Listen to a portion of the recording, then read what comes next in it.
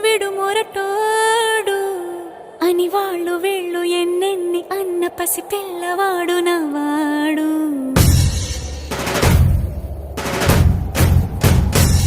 విడు ముండోడు అని ఊరు వాడ అనుకున్న గాని మహారాజు నాకు నవాడు.